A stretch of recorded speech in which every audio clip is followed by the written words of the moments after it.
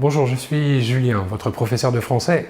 Dans cette deuxième unité, je vais vous parler des nombres de 20 à 100. Dans la première unité, nous avons vu les nombres de 0 à 20. Maintenant, les nombres de 20 à 100. Commençons d'abord par les dizaines.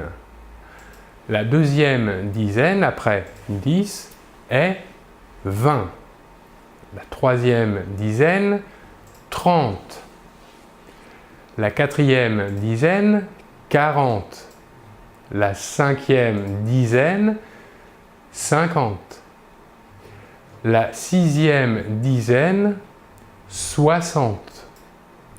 Passons maintenant aux trois dernières dizaines qui se construisent un peu différemment, mais on va voir que c'est assez simple. La septième dizaine se construit ainsi, avec deux mots, 60, 10.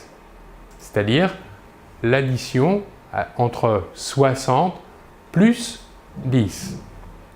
La huitième dizaine, deux mots également, 4, 20. L'opération qui correspond est 4 multiplié par 20. 4, 20. Enfin, la dernière dizaine, la neuvième, on dira 4, 20, 10. Ici, nous aurons deux opérations différentes. 4 multiplié par 20 plus 10. 4, 20, 10. Nous voyons que pour les trois dernières dizaines, nous ajoutons un tiret entre les deux mots ou les trois mots. Enfin, la première centaine sera donc 100. Voyons une petite particularité. Pour les numéros 1 des dizaines, nous placerons la conjonction « et » entre le mot des dizaines et l'unité 1. Ce qui donnera pour la deuxième dizaine 21, la troisième 31, la quatrième dizaine 41, la cinquième dizaine 51, la sixième dizaine 61,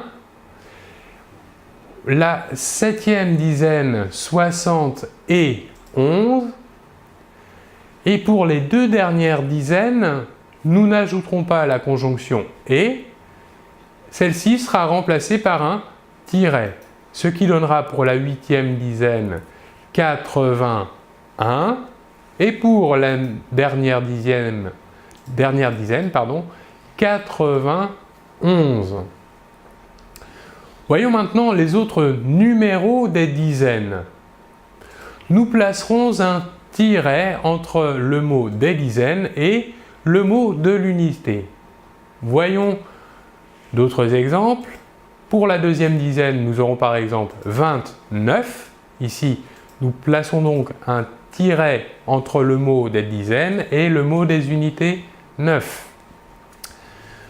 Pour la troisième dizaine, nous aurons 38, la même chose.